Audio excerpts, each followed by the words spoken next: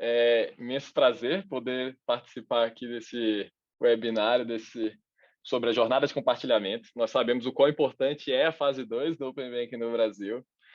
E é uma honra poder moderar um painel com tanta gente aqui que eu sou fã, gosto muito. Muito a gente tem contato, troca várias ideias, várias perguntas e é bem bacana que a gente explora muito do potencial do Open Banking. E quero apresentar para vocês os palestrantes de hoje que estão conosco aqui. Temos a grande Ingrid, minha amiga, que eu sou um grande fã, entusiasta também no meio do Open Banking. Ela que é founder da Linker e membro do Conselho de Open Banking no Banco Central. Temos a Luana Sorato, que também aí é uma grande referência dentro dos GTs, coordenadora do GT de UX na convenção do Open Banking Brasil. E o grande Rogério Melfi, especialista aí de novas plataformas da TecBan. Bom, daí já dá para saber, né, o quão será valorizado aqui os tópicos que vamos discutir com tanta gente com muito conhecimento. E eu já vou puxar aqui para a gente conversar, que eu sei que temos muito para conversar, então não quero perder o tempo precioso de vocês, que já acabaram o dia de trabalho, já devem estar cansados, mas vocês vão ficar animados agora com as conversas que teremos. Nós sabemos que o Banco Central aqui do Brasil tem aí como 4 princípios fundamentais dentro do Open Bank, que é incentivar a inovação, promover a concorrência, aumentar a eficiência do sistema financeiro e também promover a cidadania financeira.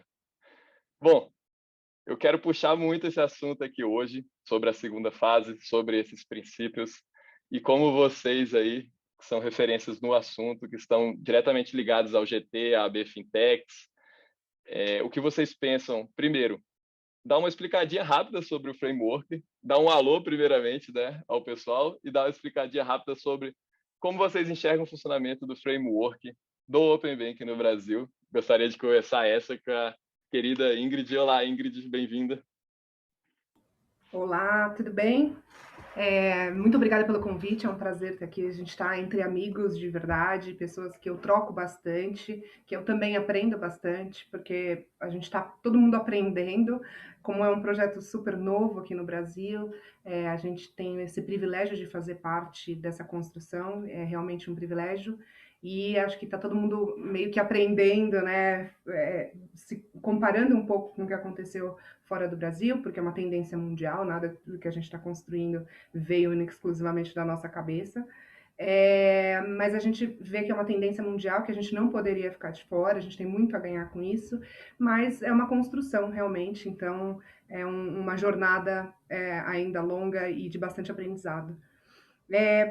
Acho que é importante a gente falar um pouquinho do framework, como o Leandro falou, então, poxa, o que é o Open Banking, por que ele existe, o que está por trás, com que ele se relaciona, é super importante, porque tem algumas legislações importantes que o Open Banking se relaciona. Então, basicamente, e eu vou falar de maneira bem simplista, porque eu acho que é legal para todo mundo entender, e fiquem à vontade para perguntar o que vocês quiserem também.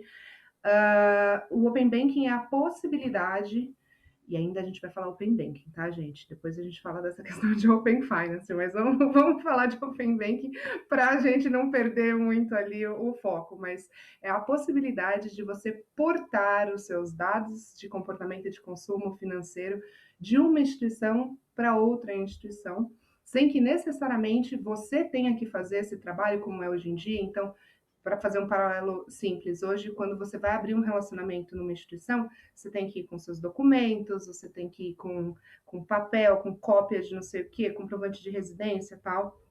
Abre o relacionamento, e se você quiser abrir relacionamento com outra instituição, você vai ter que fazer esse processo de novo, isso pensando só em dados cadastrais. E aí, quando você vai para comportamento de consumo, que é uma coisa super importante para crédito, por exemplo, você perde simplesmente. Então, esses dados hoje eles ficam concentrados na instituição que você tem relacionamento, você não consegue portar esses dados para outra, compartilhar, não vamos nem falar portar, vamos falar compartilhar esses dados com outra instituição. E o Open Banking vem para pavimentar esse compartilhamento de dados. Então,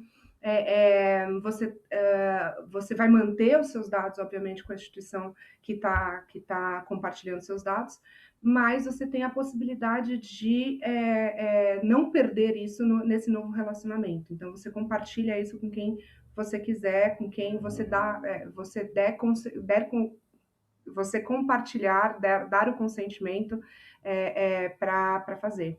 E tudo isso sempre muito importante falar com consentimento do consumidor. E por que isso é importante, né? Tem 3 pilares básicos quando a gente fala de Open Banking que a gente precisa relembrar que o próprio Banco Central reforça. Então, primeiro deles, democratizar o acesso ao sistema financeiro de uma maneira geral. Então, a gente tem ainda muitos desafios com relação ao acesso à bancarização, e eu costumo dizer que ter acesso a serviços financeiros não é um luxo, é um direito essencial, é dignidade financeira. Então, esse é um pilar muito forte que abre muito essas discussões de Open Banking. O segundo pilar, tão importante quanto, é a democratização do crédito. Então, a gente sabe que a gente tem muita oportunidade ainda de crédito no Brasil. Muito do nosso comportamento de consumo é perdido, até porque a gente ainda não está empoderado com relação aos nossos dados para poder fazer esse compartilhamento. E que o crédito, diferente do que a gente tem em mente, assim, do que a gente pensa, você não fica devedor. O crédito é uma oportunidade de alavancar a economia, uma oportunidade de fazer com que a economia cresça, as pessoas tenham oportunidade, elas construam seus projetos, elas têm possibilidade de consumir. E o terceiro e último pilar, mas não menos importante, é a questão da experiência do usuário. Eu costumo dizer que o fato de ter uma fintech transforma a gente automaticamente em psicólogo, porque todo mundo tem uma história difícil com o sistema financeiro, todo mundo vem compartilhar aquela história, então você fica ali ouvindo que nem um psicólogo mesmo, e a gente tem que melhorar. E o Open Banking vem para trazer um pouco mais dessa facilidade, não só a facilidade com relação, como eu falei, a compartilhar os seus dados, mas também essa facilidade de entender o que você está fazendo, de entender o que estão capturando seus dados, o que vai ser feito com eles, e que isso consiga gerar oportunidades melhores, tanto de crédito quanto outros produtos financeiros. Então, é um projeto muito benéfico para a economia de uma maneira geral, para a bancarização, para o sistema financeiro.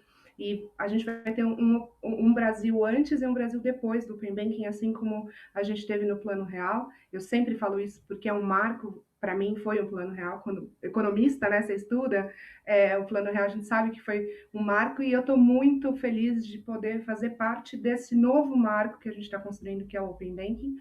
E com o que ele se relaciona, né? Então, a gente está falando muito dessa questão de Open Banking, de produtos financeiros, de produtos bancários, de uma maneira geral, mas um panorama do que a gente está falando é muito vinculado com a LGPD, Lei Geral de Proteção de Dados. Então, além da educação financeira, que a gente precisa melhorar, a gente tem muitos desafios com relação a isso, agora a gente vai começar a se preocupar também com a educação de dados.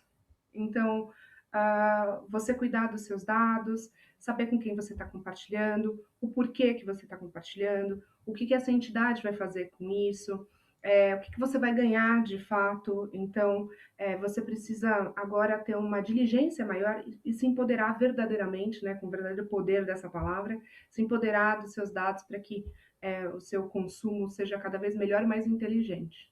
Então, assim, de maneira muito simplista, é um pouco isso. Acho que a gente tem pessoas super experts no assunto aqui para a gente entrar nos detalhes e ir aprofundando cada vez mais. Obrigado, Ingrid. Preciso admitir que eu tenho você como uma das grandes referências como defensora dos direitos fundamentais do cidadão brasileiro quanto a isso. Eu estava até conversando lá com o Fábio Lacerda do Open Talks, né? E ele falou, eu falei, nossa, fala da Ingrid não, que eu sou fãzaço também dela. Ele falou que era Eu fã e falou, adoro o Fábio também, um beijão pro Fábio. Eu sou realmente a minha bandeira, assim, tem algumas coisas que mexem com a gente, né? E a minha questão é essa questão da bancarização, da boa bancarização, né? Seja de PFs, mas também de PJ, que é muito meu mundo, mas de tirar essa imagem que a gente tem de que isso não é pra gente. A gente precisa inserir isso cada vez mais e trazer esse poder para as pessoas, porque o dinheiro transforma as realidades quando muito bem utilizado e quando a gente aprende de verdade sobre ele.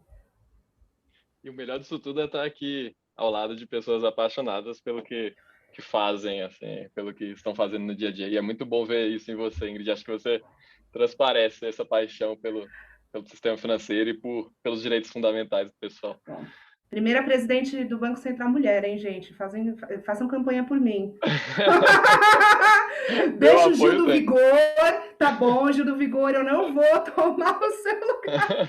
Mas, como primeira mulher presidente do Banco Central, por favor, daqui a uns 10 anos, torçam por Aí, mim. Roberto Campos, Apoiado. tá ouvindo, né? Muito bem representados estaremos. Obrigado, Ingrid. E Rogério, dá um alô pro pessoal aí também, né? Bem-vindo, Rogério Melf. Legal, obrigado, boa tarde aí. Diga aí, Leandro, diga aí. O que você quer que comente aí, por favor?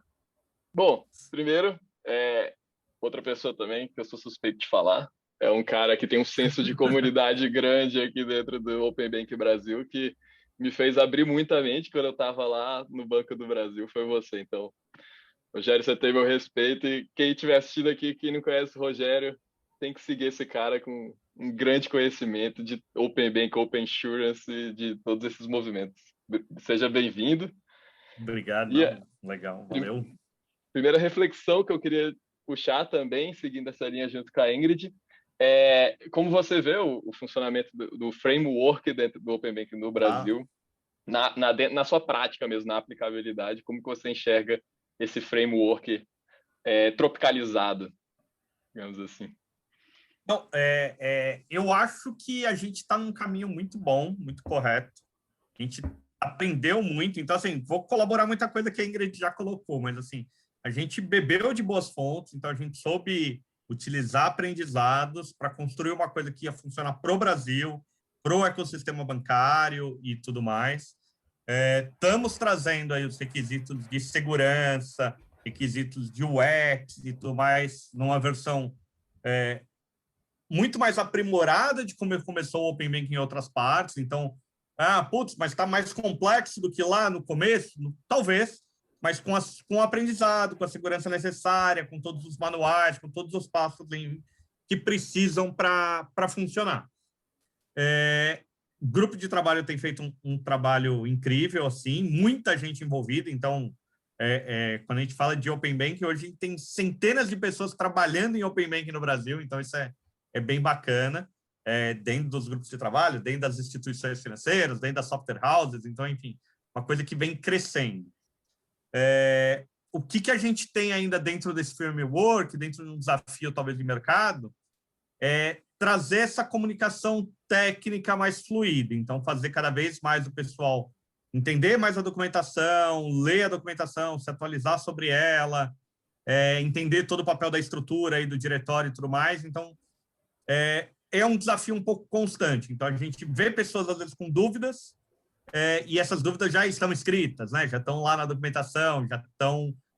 então, é nesse sentido que, putz, o framework está construído, como a gente está evoluindo isso daí, é muito bom, e daí, dentro disso, né? A Ingrid, grande participante, mas, assim, a gente ajudou a construir, então falar mal também fica difícil. Então, assim, não dá para falar mal da governança, porque a gente participou de toda essa estrutura. Então, assim, a gente vê com bons olhos, porque também é um modelo que a gente acredita. Assim. E o que prova um pouco isso, no meu ponto de vista, é que a gente já tem um outro movimento, que no mercado de seguros e tudo mais, que ele já se espelha também nisso, que ele já bebe dessa fonte de todo o conhecimento de Open Banking, de todo esse framework criado para se especializar agora em outro mercado e assim deve expandir para verticais dentro do setor financeiro e de outras frentes aí. E eu vou aproveitar que você está falando desses desafios e dessa chegada desse roadmap e queria saber como você enxerga aí, porque a gente está chegando no dia 15 de julho para a segunda fase do Open Banking e como você vê os desafios para essa nova etapa que está chegando? Como você vê esse roadmap aí que o Banco Central impôs quanto a isso? E, enfim, como que dá dentro disso, dentro do GT e sua opinião pessoal também de fora do GT? Não, legal, legal. Então, isso, falta um mês aí, vamos colocar para começar a fase mais empolgante, talvez, do Open Banking. A gente já está com o Open Banking no ar, é bem legal lembrar isso, desde fevereiro. Então, assim, as instituições obrigatórias, algumas de modo opcional, já entraram, já tem dados sendo compartilhados. dados públicos, mas por que agora a segunda fase é legal? Então, entrando no escopo, né? São dados de clientes, então meus dados cadastrais, os dados de conta e os dados de operação de crédito que a gente tem.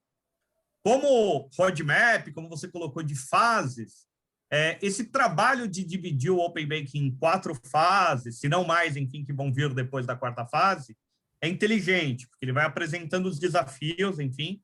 Então, na primeira fase, com dados públicos, já tinha uma preparação tecnológica, já tinha um conhecimento de padrões, um conhecimento de APIs e todo um negócio que as instituições, mercado de tecnologia, profissionais precisaram se preparar. Agora, nessa segunda fase, a gente tem o consentimento, enfim, do cliente, que deve ser abordado com muito, e a gente vai falar bastante dele aqui.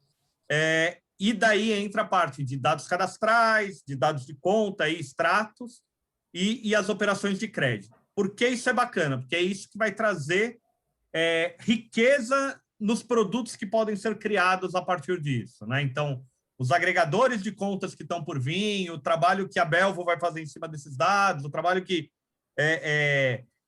iniciadores de pagamentos vão fazer a partir da 3ª fase, enfim, é o que vai gerar valor realmente para o usuário. O que acontece nessa divisão, assim, né, num ponto de vista, se a gente separa isso em 4 fases, é que o grande valor do usuário, enfim, quando ele vai se sentir completo, pleno, acaba sendo entregue lá no final. Então, em 15/12 é quando ele, agora eu tenho todo o poder do Open Banking, agora eu tenho todas as possibilidades, que queira ou não queira, vai evoluindo isso. Então, ele não, assim, o Open Banking não termina, né? Ele segue aí num cronograma. Então, quando a gente traz isso aí de, sei lá, em fevereiro, se a gente fala para o usuário, o Open Banking começou, não trouxe um valor para ele imediato, não trouxe uma solução, não trouxe um produto. Agora, nessa segunda fase, a gente começando o Open Banking, a gente vai ter algumas coisas, mas daí ele vai falar, mas eu consigo fazer isso? Ainda não. Isso aí daqui mais um mês, isso aqui mais 15 dias. Então, isso daí para o usuário e para a comunicação do mercado, né? Enfim, quando o banco for falar, agora o Open Banking começou, vai trazendo esses atritos, talvez, esses ruídos, né? Mas, enfim, nada que... Vamos dar um exemplo paralelo aqui, pegar o Pix.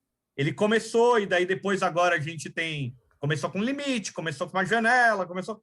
Agora tem o Pix agendado, agora tem o Pix com isso, agora o Pix copia e cola. Então, foram criando outras agendas e o usuário vai evoluindo. O Open Banking vai ser isso. Vai ter uma funcionalidade que o banco vai te dar e daí ela vai evoluindo ao longo do tempo até você ter uma riqueza aí. Então, eu gosto bastante aí dessa segunda fase. Você falou de desafios.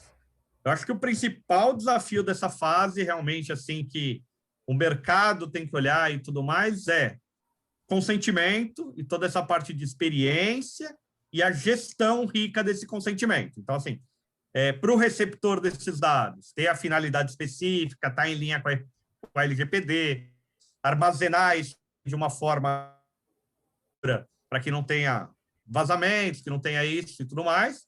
E para o lado do doador, aquele transmissor desses dados também, garantir que os dados que estão sendo compartilhados estão com consentimento, que o usuário deu a aprovação, que seguiu um fluxo de autorização padronizado. Então, acho que esse é o desafio aí que tem tecnológico e de educação, de provar para o usuário que ele passando lá por 5 telas, por 7 telas, ele tem algum valor, ele ganha alguma coisa em troca. Porque daí essa é a moeda de troca. Se você não der nada para o usuário, ele vai passar por 5 telas e não fala para ninguém. Se você deixar ele passar por essas telas e der uma oferta de crédito boa ou der enfim, daí ele vai falar para o amigo, que vai falar para o outro, que vai falar para o outro, e todo mundo começa a usar aquela solução e tudo mais. Pô, show, Melfi. Eu acho que você falou algo importante, que é a questão do consentimento para essa segunda fase, que é um desafio grande. E queria puxar também, dentro desse mesmo escopo dessa pergunta, primeiro, a Luana, que é uma referência dentro do GT da Junta AB Fintechs. Olá, Luana, bem-vinda também. Obrigada, é um prazer estar aqui, só com gente expert, muito bom. Você também é expert demais, e por isso que o Melfi falou aí dos desafios, e você que está de dentro do GT, quero saber como estão essas discussões desses desafios que ele citou quanto ao consentimento, etc., para a gente conseguir entregar no dia 15 de julho. Então, puxar um pouquinho dessa mesma pergunta, mas dos desafios junto aos GTs, como você está enxergando aí? Como estão as expectativas? Eu estava fazendo uma continha aqui, a gente tem 8 grupos técnicos, mais ou menos, tem uns que tem 5, 3 pessoas por associação, então a gente tem em torno de 200 pessoas, fiz uma conta aqui, mais ou menos 180 pessoas só nos grupos técnicos. Claro que isso é uma média, às vezes as pessoas se repetem, mas fora isso, tem os conselheiros, tem as pessoas das instituições por trás, então nem todo mundo consegue estar lá na frente, né, no grupo técnico, mas tem bastante gente atrás, tem várias consultorias envolvidas, então é muita gente envolvida mesmo. Eu não sei se todo mundo tem a dimensão disso, né? Mas os grupos técnicos, né? Essas pessoas, elas estão intensificando os trabalhos. A gente está estamos implementando isso. A gente tem diversos desafios.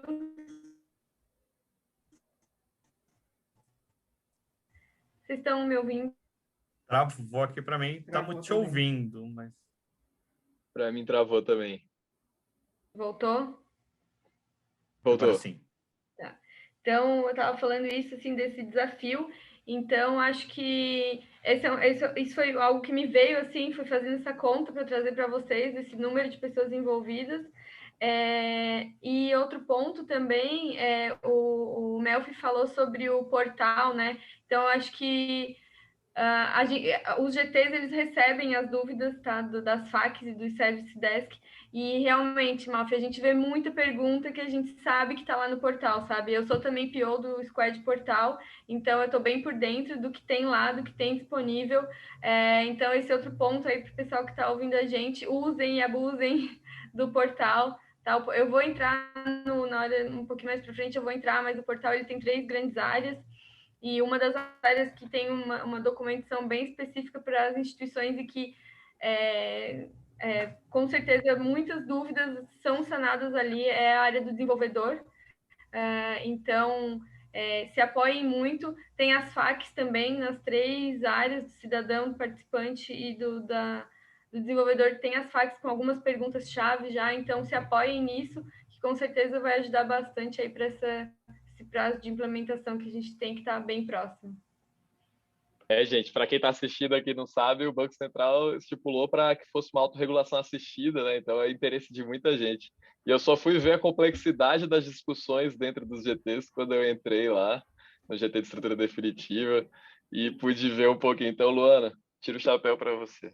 De verdade. Gente, deixa eu falar que eu tenho muito orgulho, porque, Por favor. sabe, quando assim, não, a gente precisava do nosso representante no GT, como a Bfintex, né, lá no GT de UX, e é um desafio, assim, é realmente desafiador, é muita coisa, e a gente precisava de alguém que tivesse esse blend, né, entre a parte de experiência do usuário e a parte de projeto, né, tocar projetos e tal. E a Luana, nossa fada, apareceu super disposta também ao desafio. A gente tentou ser o mais sincero possível nessa proposta. Então, Luana, não, é assim, o Open Banking, a gente está construindo do zero, mas é uma oportunidade, assim, ímpar de você participar da construção de algo de verdade, assim, não é? Acho que agora ela pode falar até muito melhor do que eu, da construção de algo, e de você ter uma experiência na sua carreira, como carreira, pensando nessa parte também, que é muito difícil alguma outra pessoa ter, né? Então, assim, essa participação, ela é muito válida, muito valiosa, e a Luana tá mandando super bem. Então, aqui puxar o saco mesmo, porque merece. Ela merece mesmo, viu? Obrigada. Aproveitando, Ingrid, que você falou, eu quero saber também do que você acha dos desafios para as próximas fases. A gente falou da segunda fase, temos a terceira e a quarta fase, né, em final de agosto e dezembro deste ano. Então, quais são suas expectativas aí do desenrolar para essas próximas fases? Eu sei que a gente ainda está enrolado na segunda aí, conversando bastante sobre isso, discutindo muito, definindo muita coisa. Mas o que você acha das próximas que estão por vir? Eu acho que cada vez a gente vai ampliando mais e trazendo mais assuntos, né? Então, pensando, por exemplo, nas próximas fases, vamos lá para a quarta fase, vai. quando a gente já tem ali a inserção de outros produtos financeiros, como a parte de investimentos, a parte de câmbio. A minha percepção é que o Open Banking é um trabalho vivo. A gente tinha esse tipo de termo no mercado financeiro tradicional, que principalmente com o jurídico, né? Você fala, não, esse documento é um documento vivo. E aí eu faço esse paralelo com o Open Banking, é um projeto vivo. O que significa isso? Que não é um projeto de começo, meio e fim. É começo, meio, meio, meio, meio, meio, meio, porque você vai desenvolvendo, cada hora vai trazendo novas perspectivas. Agora, até brinquei no começo, mas a gente está falando de bastante de Open Finance. Até o próprio Roberto Campos Neto falou esse termo especificamente para o mercado. O que significa isso? A gente sai só desse mundinho de produtos bancários e amplia para demais produtos que têm a ver com o universo financeiro, que não necessariamente são providos por instituições financeiras, bancos, fintechs e por aí vai, como, por exemplo, a parte de gestão, a parte de contabilidade, e aí a imaginação vai aumentando. Então, o que eu posso dizer com certeza das próximas fases, seja agora a segunda, a terceira, a quarta fase ou o que vem depois, é que não vai acabar. Cada hora a gente vai pensar em novas perspectivas para trazer para o Open Banking.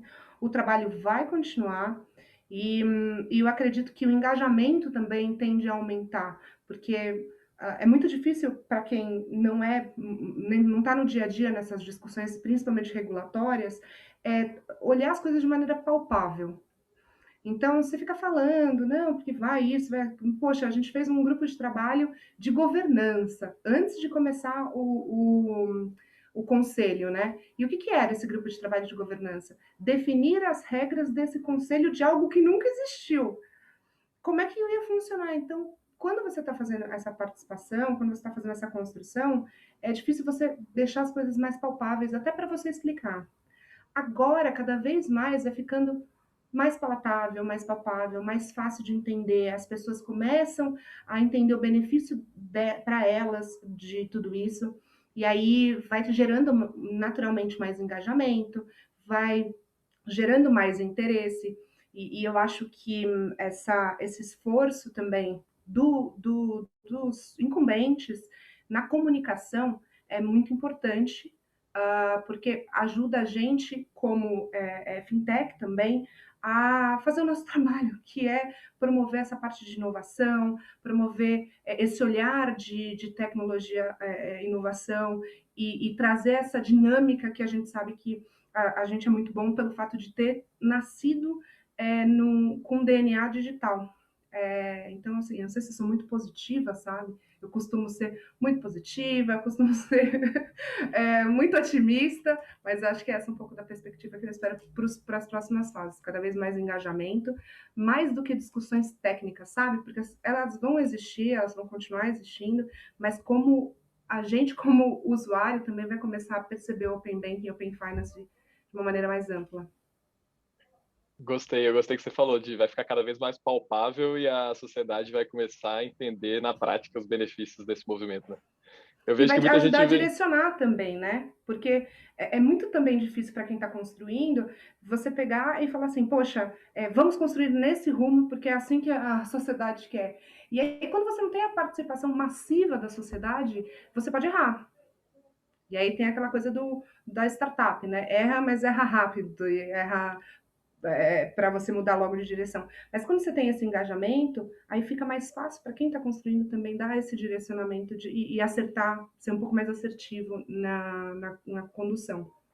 Tem razão, começa a obter feedbacks mais rápido também, né? Tem razão. Muito interessante. Eu vou também puxar um pouquinho no papel de speaker agora, mas a gente tem a segunda fase vindo. E eu lembro até que eu sempre cito uma frase do Jimmy Lui, do superintendente do BV, que ele falou para mim: a segurança é um sentimento e não um estado. Então, não adianta a gente comprar todas as ferramentas do mundo, colocar aqui no Open Bank da segunda fase, na jornada lá de consentimento da pessoa. E a gente sempre a coisa mais segura do mundo, mas a pessoa lá na ponta não se sente insegura naquele ambiente. Então, a segurança é um sentimento. E por isso que eu acho muito valiosa essa etapa, essa segunda fase que a gente está caminhando, quanto à jornada de consentimento. e por isso eu puxo agora um pouquinho para a gente explorar. Eu sei que o pessoal que está assistindo a gente, muitos vieram para entender um pouquinho dessa jornada de consentimento, desse sentimento de segurança que a gente vai fornecer para a sociedade, porque eu acho que é com esse sentimento de segurança que o Open Bank vai dar certo. Só com a jornada de consentimento ali, dentro da segunda fase, porque a primeira fase foram APIs abertas, sem jornada de consentimento ali do cliente final, né? Então, a jornada de consentimento é muito importante para definir o sucesso do Open Bank, ao meu ver, e a jornada de consentimento está sendo definida agora para a segunda fase. Por isso eu puxo aqui, para começar com a Luana, mas eu quero a opinião de todos aqui envolvidos. Luana, como será a jornada de consentimento do Open Bank Brasil? Então, pessoal, acho que realmente é um sentimento, eu gostei bastante disso, e eu acho que vai se apoiar muito essa parte, né? Um pouco na padronização que a gente está prevendo. Então, a gente tem o material que é o guia de experiência, né? Que é para trazer isonomia para as instituições e justamente tentar trazer essa sensação para o usuário, né? Para o usuário leigo, para o usuário que não entende, para que ele consiga bater o olho e ter um caminho único, ter uma clareza sobre o que está acontecendo. Então, acho que é isso que o guia de experiência ele se propõe muito a isso, né? A tentar passar isso para o usuário, né? Então, por trás, todas as instituições estão investindo em implementação, mas isso é por trás, né? O que o usuário vai ver, o que o usuário vai bater o olho e ter esse sentimento é na jornada, né? Na jornada de consentimento do compartilhamento de dados. Então, é isso que o guia se propõe. Eu acho que uma etapa importante, né? Então, a gente começa ali com a solicitação, né? Que acontece na instituição receptora, é onde a gente quer que esses dados cheguem, né? Depois desse consentimento nessa instituição, tem o redirecionamento, certo? E acontece a autenticação na instituição transmissora, que é a instituição onde seus dados estão guardados, certo? Então, isso vai passar muita confiança também e segurança para o usuário. Então, esse caminho é obrigatório. Então, sempre que você quiser que um dado chegue em um local, você vai ter que entrar, vai ser redirecionado para a sua instituição, certo? Vai autenticar da forma que já acontece hoje. Então, se você tem segurança para deixar seu dinheiro ali, autenticar e aí autorizar qualquer tipo de transação, você tem que ter a mesma confiança para entrar ali, dar o seu ok, confirmar, né, esse seu pedido para que essa instituição transite o dado. Então, isso que é muito importante, o usuário tem que deixar claro, né? Não vai ser só um pedido, então tem toda essa jornada. E aí, após essa confirmação na instituição onde você tem a conta, que é a instituição transmissora, você volta e a receptora diz que confirmou, que deu certo seu consentimento. Uma outra parte bem importante para isso, que a gente também está padronizando no guia de experiência, são as áreas de gestão do consentimento. Então, bem importante. E isso vai ter essa visibilidade nas duas pontas, então, tanto na instituição receptora quanto na transmissora. É super legal falar isso. Por quê? Porque o usuário, ele é o centro, é ele que determina e ele que tem que ter essa visão, né, do todo e do que ele consentiu, do que está ativo, do que não está ativo, né? Então, nas duas pontas, ele consegue fazer essa gestão e revogar a qualquer momento, né? Então, autonomia total. Então, dei aquele consentimento porque era o meu desejo naquele momento, né? Mas, num segundo momento, eu tenho total autonomia, tá nas mãos do usuário entrar facilmente, então, tá lá como deve ser. Então, deve ser fácil para o usuário encontrar isso e conseguir consentir. Ele vai saber exatamente o que ele tinha compartilhado, por quanto tempo, e se ele não quiser mais, é muito simples. Não é aquela coisa que vai ter que ler, como é que eu faço para cancelar isso, o que vai acontecer. Então, não tem nada disso. É muito claro e simples para o usuário, transparente.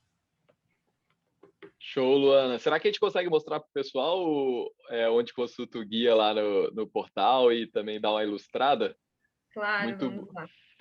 Talvez seria bem legal o pessoal que está nos assistindo, saber também que lá no portal do Open Bank Brasil consegue ter acesso a um guia que vocês construíram. Isso. Então, esse é o portal, já estão vendo aqui? Estamos vendo. Então tá, então o portal ele tem 3 áreas, né, como eu tinha falado. A gente está trabalhando no portal, ele vai melhorar, mas hoje já tem muita coisa importante aqui. Então, a área do desenvolvedor, tá? Vou abrir aqui. Eu deixei assim para mostrar para vocês mesmo. Então, tá aqui em notificações. Vocês podem ir rolando para baixo. É o quarto. Aí ele abre aqui também, tá? É o guia de experiência, então tá aqui, certo? Guia de experiência, tá aqui também, só ir rolando para baixo que vai chegar. E aí tá aqui o linkzinho, aqui tem uma introdução. Importante falar que é um guia, porque é o guia de experiência do Open Banking, ele tem capítulos, tá? Para cada uma das jornadas, então isso que eu vou mostrar um pouquinho agora para vocês. Vocês seguem vendo que mudou aqui a...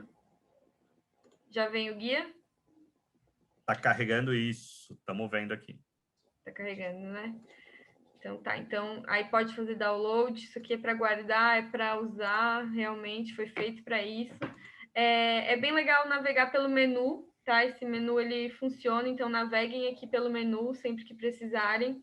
Então, como eu falei, ele é um guia único, então tem alguns capítulos que eles são gerais, por exemplo, sobre o Open Banking, e aí dentro desse sobre o Open Banking tem também os princípios e diretrizes da usabilidade de experiência do usuário.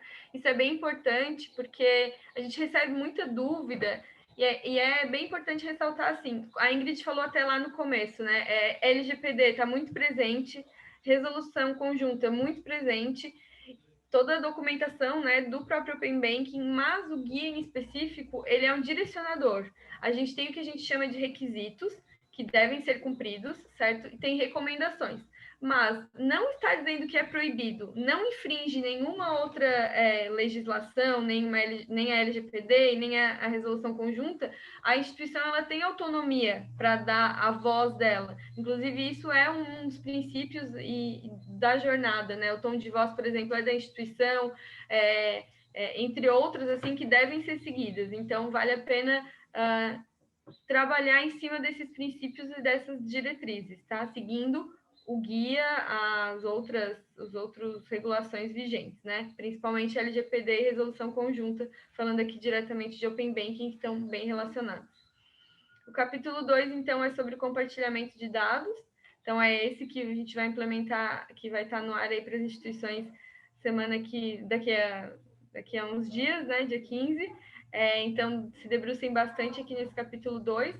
A gente já tem o capítulo 3, tá? Já é público, a iniciação de pagamento. Claro que as instituições estão mais focadas no compartilhamento de dados, mas já é público aqui para quem precisar. E a gente tem aqui a gestão, que é o que eu falei, dessa parte que é fundamental no Open Banking, que é dar essa visibilidade para o usuário, tanto de gestão do consentimento, que é o compartilhamento de dados, quanto para a iniciação de pagamento, né? E aí tem anexos, esses anexos eles vão aparecendo aqui durante a jornada, certo? Mas também, se quiser olhar alguma coisa em específico, pode vir aqui no menu e, por exemplo, eu quero ver quais são as modalidades de crédito, termos e condições que a instituição precisa desenvolver, o que a gente recomenda. Então, pode navegar por aqui, ou durante a leitura dos capítulos também consegue fazer o link aqui com esses anexos que são super importantes. Tá. Sensacional, acho que foi um ótimo overview para o pessoal que está assistindo, são grandes interessados, eu acredito, nessa documentação. E eu achei muito legal também, vou até puxar para o Melfi aqui para, claro, se ele quiser aí mostrar para a gente que foi lançado também um protótipo que mostra bem essa jornada, né? Então, Melfi, você gostaria de mostrar para o pessoal como será essa jornada? Eu sei que você está muito alinhado, inclusive, com ela, uma vez que a TecBan também está trabalhando totalmente alinhado com compliance e a gente troca várias ideias aqui por trás dos bastidores sobre esse assunto. Posso apresentar aqui. Isso que eu vou apresentar é trabalho, inclusive, do grupo de experiência, do grupo de trabalho aí mesmo. O que eu só queria antes, assim, de apresentar, e eu espero que na apresentação fique isso. É tão fácil o consentimento, aí toda essa jornada que a Luana colocou, quando você está lá no Candy Crush, e daí você precisa de uma vida a mais, e daí ele fala, conecte no Facebook. Então, você sai daquele joguinho, daquele aplicativo que você está, você vai para o Facebook, ele pede lá sua autorização, sua senha, avisa lá, vem um pop-up falando, ele vai pegar toda a sua lista de amigos, ele vai fazer isso, ele vai pegar tua foto. Ok, eu dou. Daí eu volto lá para o meu joguinho e, a partir daí, aquele jogo, ele tem uma conexão, ele tem uma linha, um consentimento aí, que está falando com o Facebook. Então, ele consegue pegar a lista de amigos, ele consegue pegar aquilo que eu, como usuário, dei consentimento. Quando eu quero revogar, eu vou lá no Facebook e falo assim, ó, exclui esse aplicativo, eu não quero mais ele com acesso à minha conta. A próxima vez que você precisar de vidinhas, você vai ter que fazer isso de novo. Então, assim, é isso. Então, o usuário, o meu pai, minha mãe, enfim, eles já estão acostumados a passar por essa jornada. Já existe um padrão de mercado. A gente já faz isso com o LinkedIn, a gente já faz isso com o Twitter, a gente já faz isso com as redes sociais, com o Instagram, enfim. Então, esse fluxo. E o fluxo para o usuário vai ser tão simples quanto isso. Deixa eu compartilhar aqui e ver se realmente eu consigo demonstrar que vai ser dessa maneira. Aqui a gente fala e mostra, tá, gente? Então, não tem como enganar, não. Então, vamos lá. Eu carreguei aqui e daí a tela aí que foi preparada, elaborada, seguindo aí os manuais, né? Onde, putz, eu vou fazer um novo consentimento aqui. Então, estou no meu aplicativo do banco receptor aí de dados, onde eu quero trazer esses dados. Eu quero abrir uma conta nessa instituição, nesse exemplo aqui. Só que eu já tenho uma conta numa outra. Para que eu vou preencher todos os dados cadastrais? Porque ele não pode se aproveitar disso para fazer um onboard facilitado, né? Então, eu busco a instituição, ele vai falar qual que você tem conta. Eu seleciono ela aqui, selecionei a instituição. Ele vai falar assim, ó, você escolheu essa instituição, a WISCred, ela quer compartilhar os seus dados cadastrais, as informações financeiras, então ela já vai aproveitar, pegar também meu extrato, meu saldo, quem sabe ela me oferece um produto de crédito melhor, enfim, não só abre minha conta, mas também já traz algum outro benefício aqui para mim. Se eu quero compartilhar meus limites, se eu quero compartilhar meus saldos e quanto tempo que eu vou fazer isso. O que é importante aqui, daí para a audiência entender, né? O controle remoto, quem liga e desliga esse consentimento, esse compartilhamento, é do usuário, é do correntista.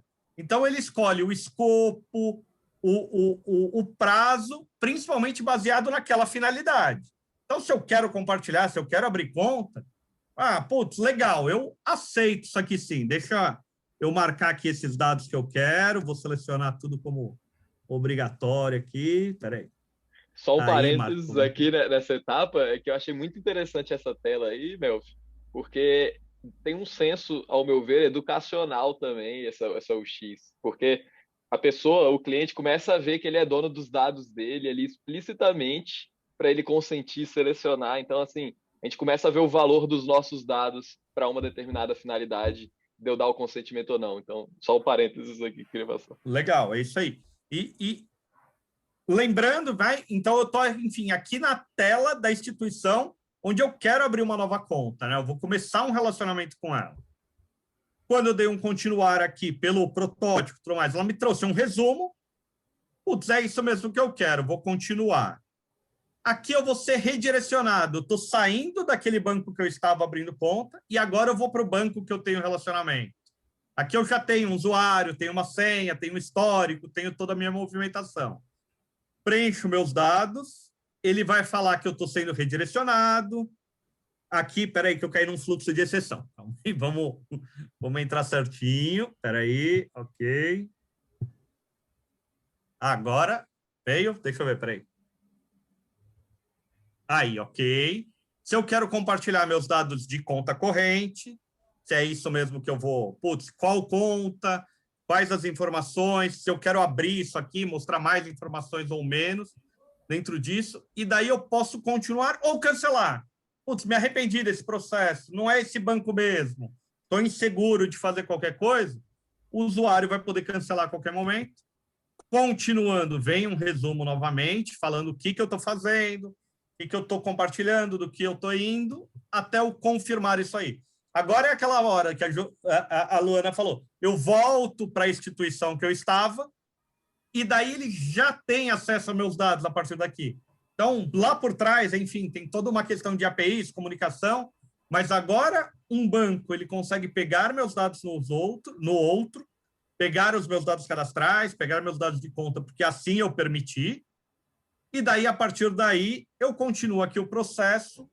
Espera aí, tem todo o protótipo, que aqui é a navegação, mas daí, a partir disso, eu sigo e posso abrir minha conta. Então, daí sim, ó, esse banco que recepciona meus dados, ele começa uma jornada agora de analisar, de me conhecer, de verificar se eu não sou um fraudador, se eu sou, enfim, toda a política dele, para daí ver se eu vou abrir uma conta ou não. Toda a política dele para ver se vai me oferecer um crédito ou não. Mas os meus dados, todas aquelas informações, todo aquele atrito que eu teria para digitar isso, pegar a informação, de repente, putz, quem aqui já fez um financiamento imobiliário? E daí tem que abrir conta, tem que levar imposto de renda, tem que fazer isso, imprimir extrato, e tudo isso aí você vai conseguir fazer de uma forma digital, de uma forma fluida. Então, qual que é a possibilidade da gente ter uma expansão de crédito imobiliário no país?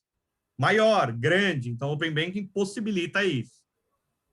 Basicamente isso, assim, o fluxo. Eu acho que deu para ilustrar bem o que a Luana falou e mostrar que realmente vai ser simples com isso que você comentou aí, Leandro, que daí mostra para o usuário o valor dos dados dele. Então, não é porque é simples que não está informando, que não está trazendo todos esses...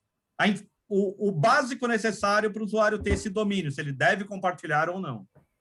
Perfeito. O Lucas até fez uma pergunta aqui se é possível compartilhar esse protótipo. Lucas, esse protótipo tem um link lá no guia que a Luana mostrou, na página 39, se eu não me engano. É o QR Code, tá? Tem o QR Code, é só apontar a câmera que vai conseguir chegar aí nesse guia, nesse protótipo navegável. E é importante dizer que isso é tanto essas telas como as telas que estão no guia, elas são ilustrativas, né? Então, a instituição ela não precisa fazer igual. Tem muita gente que a gente recebe dúvida quanto a isso. A gente escreveu em todas as páginas do guia. São telas ilustrativas, tá? Então, não precisa ser exatamente igual, mas é bem... A gente fez mesmo para ser utilizada para dar essa clareza aí na jornada. Deixa eu só fazer um comentário, aproveitar aqui as perguntas que eu estou acompanhando. Veio pergunta da Yasmin. Instituições não reguladas, nesse primeiro momento, também devem seguir essas normas? Vamos lá. Para você aderir oficialmente ao Open Banking, o que significa isso? Entrar dentro do que a gente chama assinar convenção. Sim, você precisa ser uma entidade regulada, diretamente regulada pelo Banco Central. Então, por exemplo, o Linker, que é a fintech que eu sou fundadora, ele não é diretamente vinculado com o Banco Central. Então, mesmo que eu quisesse, nesse momento, entrar oficialmente dentro da convenção, eu não posso, porque é só para entidades diretamente reguladas, tá? Isso significa que a gente não pode participar do Open Banking? Não. Isso significa que a Belvo não pode fazer, por exemplo, o trabalho que eles estão fazendo? Óbvio que não. São modelos de negócio fora do escopo regulatório que podem se aproveitar do Open Banking de uma maneira geral. De que forma? A gente pode se conectar com empresas de tecnologia que vão fazer contratos bilaterais com as instituições financeiras para pegar esses dados. Então, a gente já estaria dentro do Open Banking sem necessariamente se vincular oficialmente dentro da convenção. E qual que é a vantagem, né? Porque as pessoas também perguntam bastante sobre isso. A vantagem é que, assim, eu não preciso me regular, assim, pegar uma licença nesse primeiro momento se eu não acho que seja vantajoso para o meu negócio, mas eu não deixo de participar e não deixo de ajudar o ecossistema a consolidar cada vez mais o conceito de Open Banking. E, de uma maneira ou de outra, conseguir consumir esses dados e trazer produtos e serviços financeiros mais inteligentes. Então, é importante deixar isso claro, porque... não, mas as fintechs ficaram de fora. Não, gente, não ficaram de fora. A gente ainda pode fazer os contratos bilaterais direto com as instituições. Dá mais trabalho, mas independente disso, a gente consegue construir novos modelos de negócio para participar do Open Banking. E tem também algumas outras oportunidades, como, por exemplo, a parte de iniciador de arranjo de pagamentos, que também é uma entidade, uma nova licença que surgiu muito por causa desses novos projetos, tanto Pix quanto Open Banking, que é uma nova oportunidade para uma nova entidade regulada, para outros modelos de negócio. Então, é só interessante esclarecer, porque muita gente tem essa mesma dúvida, tá? E aí tem uma outra pergunta aqui, que também é uma pergunta super importante e recorrente, fala um pouco sobre a parte de pessoa jurídica. falando um pouco que necessita, por exemplo, contrato social, balanço, faturamento, comprovante de residência, imposto de renda dos sócios. Pessoa jurídica, de fato, é um pouco mais complicado. As questões de pessoa física foram melhor direcionadas, e, pessoal, fiquem super à vontade para me corrigir, me complementar, tá? Qual foi a nossa primeira preocupação? O Open Banking, ele precisava acontecer para os indivíduos, que são as pessoas hoje menos bancarizadas, que têm ali uma necessidade de ampliar, como eu falei, o acesso a crédito, essa experiência. A gente tem inúmeras outras oportunidades para PJ, mas é uma derivada segunda que a gente costuma falar. A gente deixou de fora? Não. Mas a gente não, nesse primeiro momento, optou por não se aprofundar tanto nas questões de pessoa jurídica, para deixar, obviamente, essa primeira fase geral, né? Não estou falando das fases do Open Banking, mas essa primeira etapa do Open Banking mais desenvolvida para a PF, e aí, consequentemente, a gente vai ter, como eu falei, que é um projeto vivo, a gente vai ter esse aprimoramento também para a pessoa jurídica, mas a intenção é que a gente consiga compartilhar todas as informações como a gente faz para a PF.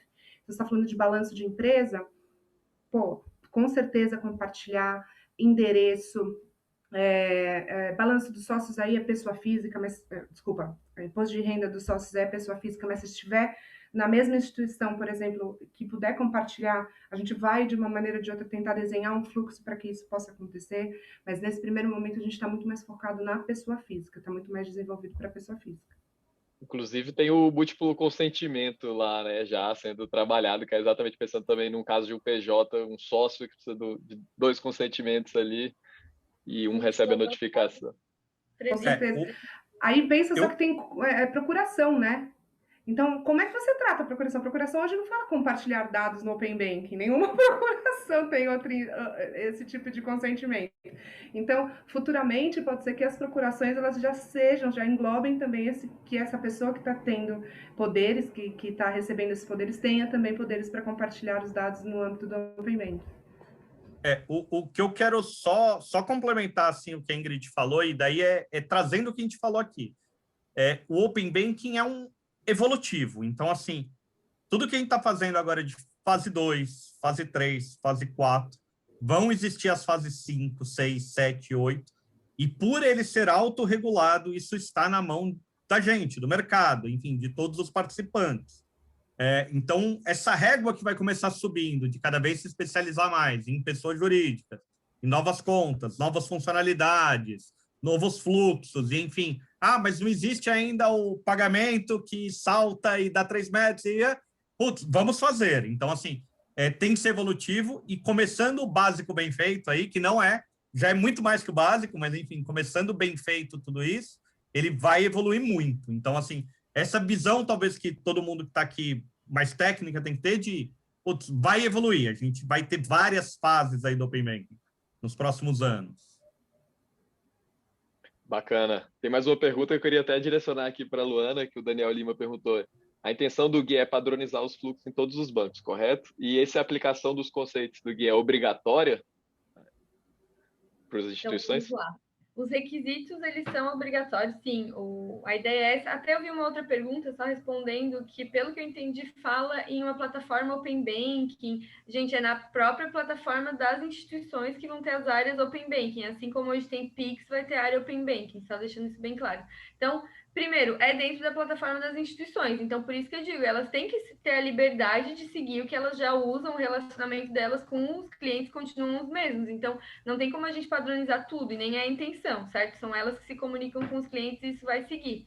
Agora, os requisitos, eles devem ser seguidos sim, para a gente passar muito dessa sensação de segurança que o Leandro falou. Então, isso é bem importante, certo? Para garantir a jornada como ela está prevista. Então, os requisitos, eles são obrigatórios, porém, se não está escrito que é obrigatório e não infringe nenhuma regulação, você tem liberdade. Então, dando um exemplo bem prático. Vocês viram lá no protótipo que tem lá finalidade, quais são os dados, qual que é o prazo, certo, do consentimento. Essas 3 etapas, por exemplo. No guia está escrito que tem que ter, e é um requisito, tem que ter. No guia fala que a ordem tem que ser essa? Não fala que tem que ser nesta ordem. Então, isso é de liberdade da instituição. Eu prefiro mostrar para o meu cliente primeiro o tempo. Claro que nesse caso não faz muito sentido, mas só trazendo um exemplo bem prático aqui, de que os requisitos eles devem ser seguidos sim, certo? Mas também tem muita coisa que a instituição que vai ter que trabalhar para dar a melhor experiência para o seu usuário, como ela já faz com outras funcionalidades dos seus canais digitais. Muito bem explicado. Eu vou puxar uma pergunta que eu gostei aqui, que eu nem tinha pensado nisso, deixa eu ver aqui, Lucas Barbosa. Ele perguntou, vai existir alguma forma de consentimento no ambiente físico? Eu achei bem interessante essa pergunta. Então, a pessoa chega lá no ambiente físico e quer, por exemplo, dar o consentimento ali dentro do sistema daquela instituição, que esteja um mesário lá gerindo, e ele quer consentir ali dentro do sistema daquela instituição. Levanta essa bola aí para quem quiser responder. Legal, posso responder, complementem, mas assim, o Open Banking, ele foi criado para as jornadas serem digitais. Então, ele deu o exemplo aí de uma revenda de automóvel. Compra pelo site aí que vende automóveis. Então, assim, é online, é digital, é através do aplicativo do banco, é através do site do banco, nesse mundo. Vão existir soluções que vão juntar esse físico digital num futuro? Um varejista, que você está no ambiente físico, ele te joga para um app, você faz uma jornada? Vão existir. E daí é criatividade, inovação. Então, lê esse QR Code que você vai cair no nosso site, que você vai dar o consentimento, mas o Open Banking em si é digital. O gerente ele não vai te oferecer na abertura de conta falando, você está consentindo isso e aquilo.